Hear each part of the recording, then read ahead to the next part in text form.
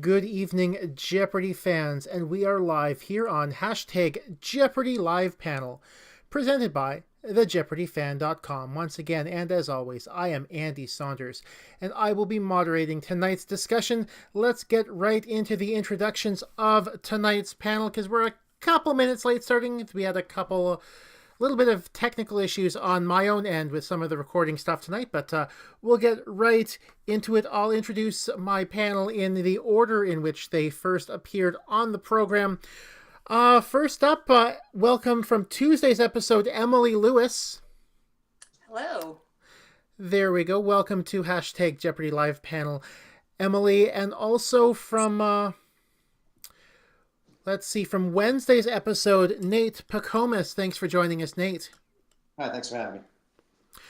Okay, so as always, if you've got a question for tonight's panel, you can leave a message for the panel on the YouTube live chat. There's also the hashtag Jeopardy Live Panel on Twitter. I do keep an eye on both of those throughout the recording, and we'll certainly...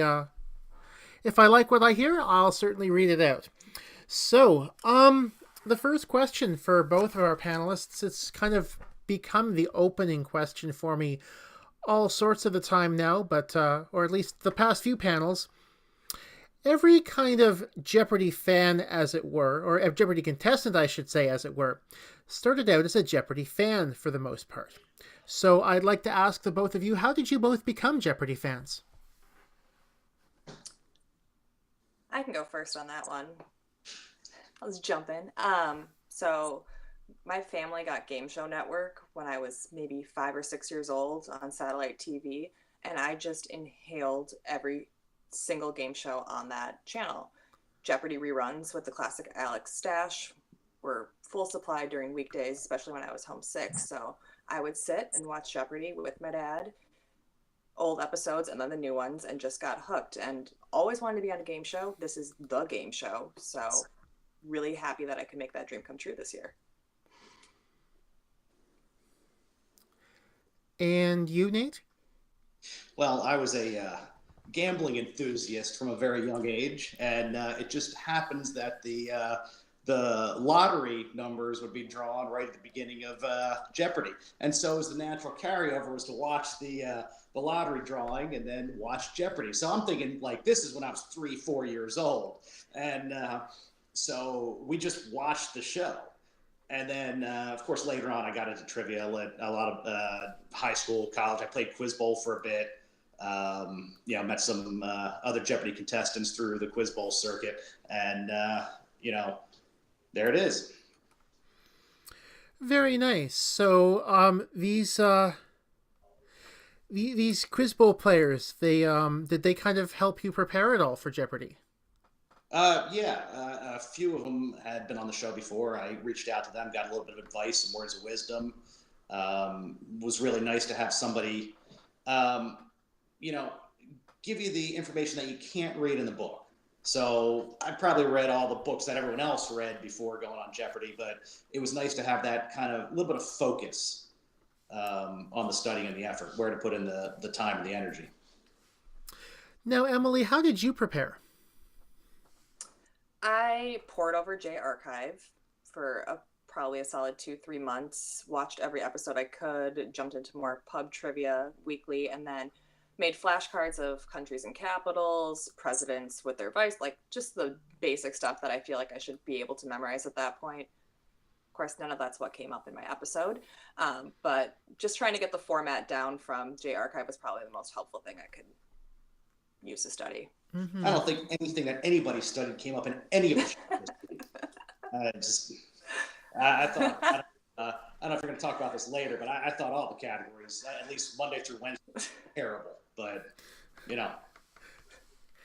Well, I will certainly say that you probably weren't the only people to think that Monday through Wednesday's categories were pretty terrible. Certainly the opening board on Monday was certainly had Trebek in some sort of a mood. How was it from the audience, with all three play. You're halfway, almost over halfway through the Jeopardy round. All three players are in the red. And what's the reaction going on in the audience at that point, in the bullpen, as it were? I mean, I know the guys sitting around me were just befuddled. Just wow, what's going on here? And then subsequently, wow, I'm glad I wasn't picked for that show. Oh, I was completely petrified. Like I said, everything that you could study would not come up in that round. A couple of us girls were chatting about some items we thought were going to get overturned, like the Italian Greyhound Whippet. But overall, we were not happy, except Jenny really wanted that ballet category. Huh. And I was like, you're crazy. She loves ballet. That's her thing. Opera and ballet. So it worked out for her on Friday. Yeah, it certainly did. Now, you brought up the Italian Greyhound Whippet. Now, that was... I don't know if Alex explained that as well as he could have as to why the judges overturned that. Obviously, Italian Greyhound fit the clue. That's why the judges obviously overturned it. But, how long was the judges' deliberation? Do you recall? I don't remember on that one. I feel like it was about 5 minutes, honestly, to the point where we thought they may be overturning multiple clues. Mm-hmm. Now, as it turned out, they did, in fact, overturn a pair of clues for Ryan at that point, which it seemed like that kind of gave him a bit of felt like it gave him a bit, might have given him a bit of a confidence boost, actually. Did it? Because he seemed to settle down a bit in his first double Jeopardy round after he got those rulings in his favor. Now, how tough was it going up against Ryan on the signaling device, especially considering how much he was also incorrect? For me, it was Oh, go ahead, Dave. Hey, I don't know. I mean, you look at the statistics in my game anyway. I think I answered quite a few more questions than he did. So it wasn't a matter of whether or not to get in or not. I mean, you could see my frustration on some of the ones that I couldn't get in on. But I didn't necessarily think it was that crazy. Now, on my game, we did have one issue where he did get one wrong, but Alex sort of gave away the clue. Now, I was pretty much on top of all the trash that he dropped there. So it was kind of frustrating to me to have to sit there and look dumb while they cut it and edited it and, didn't let us have the category back or the clue back. So, that happened a couple times. Yeah, it was a little frustrating sometimes getting beat on the buzzer, though. I was definitely frustrated by the buzzing. I would say more so in the double Jeopardy round than single Jeopardy. For me, the main issue was when he was getting answers correct, his lead was just getting to an insurmountable point. My game was a runaway, and I didn't want to go negative. So then I was having that slight hesitation where I didn't want to miss out on Final Jeopardy. So I wasn't buzzing as quickly. And Brandy was also extremely good at the buzzer, too. So I was kind of caught between two really fantastic players that day. Mm-hmm. It did feel like Ryan was buzzing just for the sake of buzzing on a lot of the questions. Yeah. And, and that's that. On some of it kind of worked toward, the end result wasn't that great, but at least in my game, it worked to my advantage a little bit. Well, yeah, in your game, he was... I looked at the numbers later, or at least that night I looked at the numbers, and he's the first person in over 13 years to win a game and get 10 questions incorrect in the game. So it was like it almost felt like your analysis of it seemed like he was buzzing for the sake of buzzing is pretty much spot on. Yeah, the guy knows a lot of stuff. So, maybe it was working for him for a little bit. I don't know. He also had this knack of finding the daily doubles. And yeah, After my game, I didn't stay for the rest of the tapings that day, but watching it this week, he found the majority of the daily doubles that week. Like every single game, he had at least one, if not two.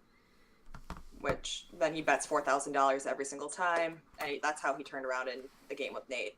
Mm-hmm.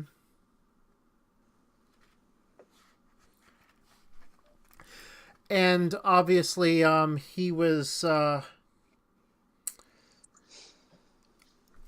thought I saw somewhere, Nate, that you were kind of. It sounded like there was a quasi audible obscenity, not or not, maybe not quite so much, when he actually got that last daily double correct. I mean, I don't know if the camera was on me or not. I didn't actually rewind it and look at it, but you could tell.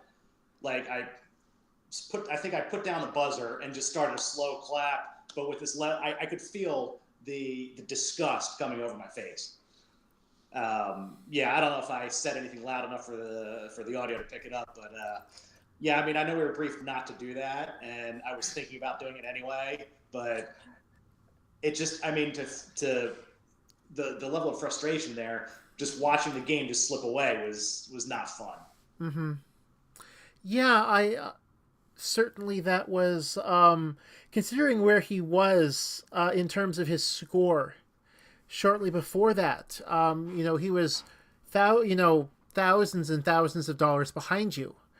I think a lot of people can certainly commiserate with what happened for sure on that one. He was also bouncing around a lot, the forest bounce, as it were, around the board. How much was that throwing his competitors off, would you say?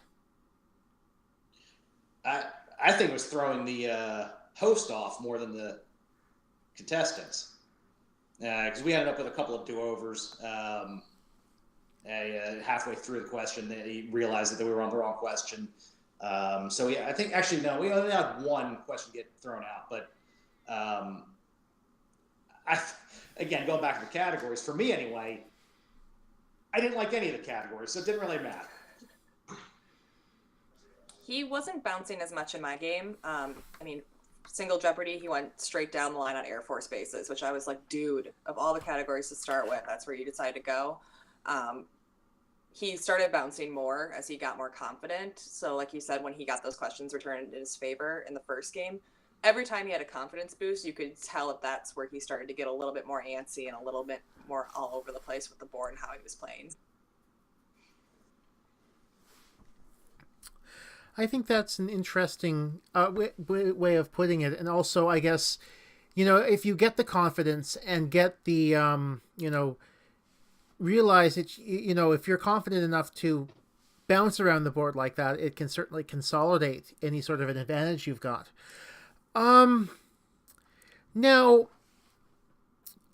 I had a chat with Buzzy Cohen a couple weeks back, and he certainly had a bit of a theory as to how much extra studio time can be helpful.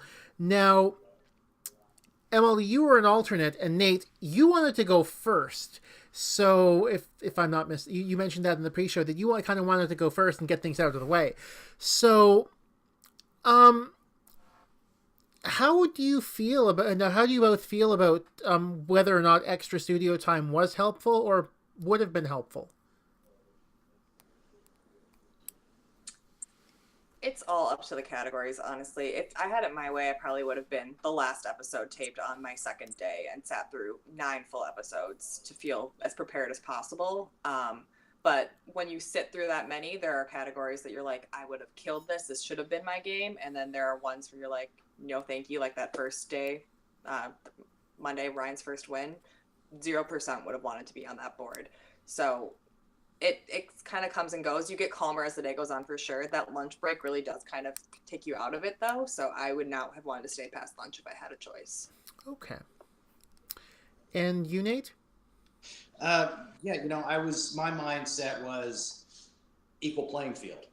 You go in the first game, there isn't really advantage except for the returning champ. And it turns out, I think it was, I don't recall when the last taping was. So at least even the returning champ's not really in a routine yet. So That was my mindset anyway. Again, looking at the categories though, yeah, I don't envy the people who were playing on Monday that week. Now, speaking of categories that I think you might have wanted or not, Thursday's game was one of the second time this year, I'd say, where Jeopardy went mainstream viral, as it were, with regards to the football category. Emily, you have thoughts about this, I can tell. I am such a diehard football fan and knew every answer and got probably at least 25 different texts, emails, Facebook mentions about, hey, why wasn't this your category? And it's like, I know, guys, I know. I knew every single one. And I'm originally from Minnesota. I'm not a Vikings fan, but that Purple People Eaters question, especially, I was like, that's just not even close to fair. And see, for me, I'm really not that much of a football fan, and I easily get 3 out of the 5.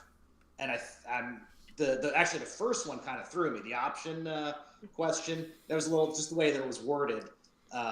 So I don't know if I would have been able to buzz in on that one.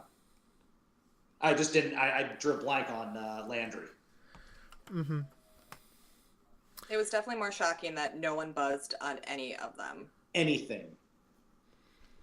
Yeah. Normally, a category like that gets saved till the end, as it were, and and then the timer will mercifully save us from a full out 0 for 5. Nobody buzzes in, nothing like that. But it just happened to be the perfect storm where there was enough time for the entire category to get played. And then even more so, Alex was having, for better or worse, a field day with the category, in his own being shocked that the contestants weren't buzzing in. And it just happened to make for the kind of thing that makes its way onto the news the next morning. And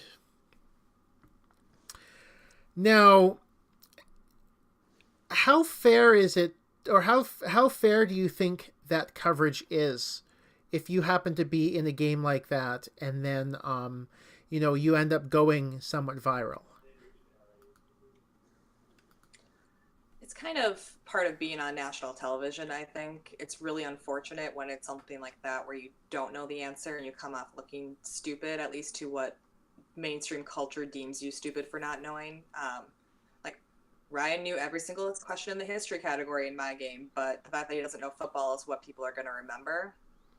So that's unfortunate. I did think it was a little odd that Jeopardy themselves posted the clip as well. Part of me thinks it was maybe them trying to get out ahead of it and being like, oh yeah, we can poke fun at ourselves too. But to have the team also then putting that out there, I don't know. I get it, but also feels a little unfair. How do you feel about it, Nate? I mean, well, there's I guess any PR is good PR, at least on the Jeopardy side anyway. So, I mean, you go put yourself out there to be on TV, and bad things happen, and you laugh about it. So, Yeah, that's a good point. A couple of comments actually on the YouTube live chat from Anupama Srirangan. Of course, she had her own incident earlier this season with a sports category. I think, especially before the Super Bowl, was probably one reason why it got as much play as it did, just because obviously with the Super Bowl being being yesterday, as it were, that I think that kind of heightened the why it got kind of went as far as it did. And she's also surprised. She can't believe anyone would want to go on a Monday. Yeah. Now, okay. For me, I know I talked to Emily about this. She was saying she'd been in the studio before. I actually appeared on Wheel of Fortune a few years ago, and so the whole being there, being in front of the camera and everything, I'd already done that, and so I kind of knew what to expect as far as what's going to happen when the lights come up and the music starts playing and everything like that. So I kind of that part of it didn't bother me. So I was purely made that comment based on trying to even out the playing field. That was it. Okay. So I don't know if you can answer this, Nate, but Emily, you certainly should be able to, based off your first experience being an alternate. Obviously, the first time around, you got lunch on Sony's dime at the commissary. So if you could remember, what did you have for lunch? I had, I believe, a salad and a Diet Coke and maybe a cookie. What was funny, though, is I did eat lunch with Gilbert because Gilbert was the current champ at that time. And he had like 2 pieces of pizza, 2 king-size candy bars, a donut, like the most ridiculous amount of food that they actually had to pay extra for Gilbert. So, I mean, it's not unheard of that people will go over on their commissary budget, but, oh, was it like really over or? No, it was a couple bucks here and Okay. there, but like he had to get a to-go bag for his candy bars, which I also found really humorous. Like he didn't actually want them for lunch, he just wanted them for later. Okay. That's a first for me to hear, but, oh. Did either of you have any watch parties for your games? Yep. I did not, because my episode did not air in my market due to the State of the Union. Oh. Yeah, it was literally like, this is the story of my life kind of luck situation. Luckily for the Reddit Jeopardy page, being able to find it on there was a godsend and download. So I had a watch party the day after over lunch with a bunch of coworkers, but day of I couldn't watch it at all, so I went to a concert instead. That's terrible. What can you do? I know some ABC affiliate or some stations did decided that they were going to air it at like 9:00 local time out west. I guess there were others who were like, who cares? Even though, Yeah, my mom called the station actually from Minnesota because she knew I wasn't going to, and they said they were going to air it at like 3 a.m. and it never went on. But I mean, I have a copy of it. It's okay. I was able to see it. Maybe actually insulated myself a little bit from the fact that I didn't win, that my market couldn't watch it.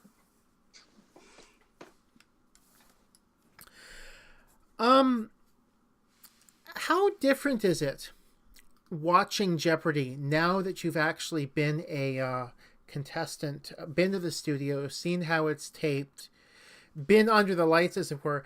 How different is it watching the show now compared to before? I have a new appreciation for every contestant that gets on, mostly because I couldn't buzz in fast enough, so I know that they probably are trying to buzz and can't do it. It's also weird because you can see, like, now I realize how small the studio audience is. Seeing the whole setup, it looks so much bigger on TV than it is in real life. That's something that I can't get out of my head now. But definitely more so. And, like, all my contestants for both days in my pool were so nice. Like, I really had a good conversation with Nate in the green room. So now it's like they're just real people, and it just, everything feels a little bit more even-keeled for me now. See, for me, it took a while before I was actually able to watch the show again. I'm still catching up on the Tournament of Champions and everything there. It was, the experience was, I mean, the experience was phenomenal, but just after the frustration set in of losing that game, it was kind of tough. Yeah, I think I can certainly understand why that would be again, you've mentioned that a couple times, and I can understand why that would be the case. And certainly it's not you're not the first person to feel that way, Yeah. to find it difficult to watch after a defeat like that. Now, online testing, the next round is coming up in about a month or so. You can March, early March. So in preparation for that, do either of you have any tips for online for the next batch of people taking the online test? I don't really. This was probably my 7th time taking the test, and the first time that I got called for an audition. And to be perfectly honest, I was a bit tipsy when I took it. I forgot that I had signed up for it.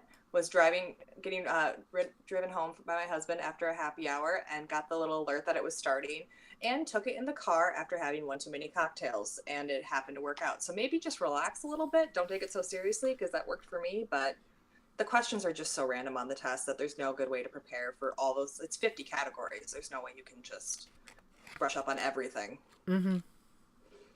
I don't remember that much of the online test, but the one thing that I did that in years past had struck me, and things that I had kind of fresh in my mind, or not really fresh in my mind, but had thought about ahead of time, was the wordplay categories. And the throwing them in like a before and after clue and stuff like that. It seems like they're always going to throw in a before and after. That's one thing that I remember from the last few online tests. That is true. They'll put in a before and after, almost, a lot of the time pretty close to the end of the test. And just remember the category, because in before and after you've got to get both halves to get the credit. So, probably not a question you can really answer, Emily, being local or quasi-local and being an alternate. But Nate, what else did you do when you went out to Culver City to tape? Well, my family was on vacation at Disney World, so I came out a day before, and I was thinking about going to do the Paramount Studios tour. I ended up not doing that. I got some advice from, again, some of my friends who had been there, done that, and they said, go back to the hotel, relax, have a decent meal, don't try to do anything. Because like I said, I only gave myself the one extra day. And then as soon as I busted out, I went back to the hotel, packed my stuff, and went to the airport. Okay.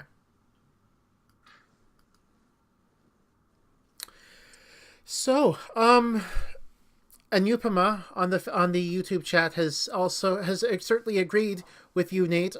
She didn't watch for 4 months after her taping, so that is certainly. Now, Anupama was also wondering: are either of you on the contestant alumni Facebook groups that are out there? Yeah, I'm on both the full contestant group and then the Women of Jeopardy group as well. Are you on? I didn't know such thing existed. Okay, so you need. I'm sure that somebody can point you in that direction afterwards. Obviously, I cannot personally do so, but I can point you, or I can make sure somebody can do that. Yeah, that's not a question I usually get here on Live Panel, but I guess I figured I'd ask it anyway. Do you have any questions for each other, or any questions for me, as it were, or anything you thought I would bring up tonight but didn't?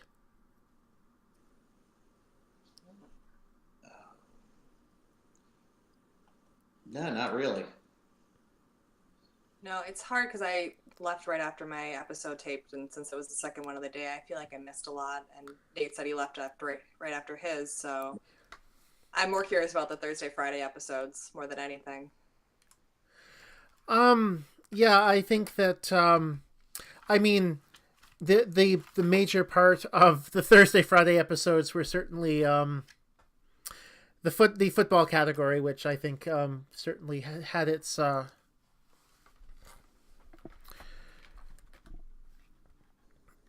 Alex and doing he definitely seemed really punchy last week. He was in a mood, that is for sure. So I have nothing to compare it to. So I don't know if that's normal for him or what.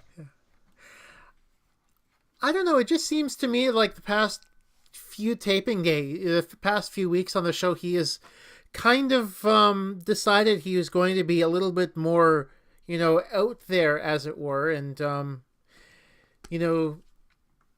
but it's I kind of like this new Alex almost. It's kind of he's got some humor to him, so. What I found interesting is after hearing about his head injury, Mm-hmm. is that happened around the time that I think in between my two tapings. So it possibly happened before Nate and I taped, which maybe that explains a bit of the change in behavior. Because he was definitely more sassy, is the word I keep using, the second time around than the first time when I was there. That is a good point for sure. That's, I would say, quite possibly one reason why. It's because that happened and he wasn't and I think it'll be interesting to see what happens come his return, as it were, or return his surgery return, when those games start airing in a few months, or a month and a half, I should say. Okay, so any other questions or things you want to bring up? Nothing for me. No, I can't think of anything. Okay, well, thank you both for joining me on hashtag Jeopardy Live panel this evening. And also thanks to those of you who were listening in on the live stream. And yes, thank you all very much. I'll be around. I haven't quite determined whether my schedule is able to tape next Monday night or whether it will be earlier or later, but I will let the listeners know a little bit later on this week how the schedule is looking. But once again, thank you to both Emily and Nate for joining me on this panel this evening. I'll be back very soon with another panel in a few days. This is hashtag Jeopardy Live panel presented by thejeopardyfan.com. Thank you so much for tuning in, and have a great night.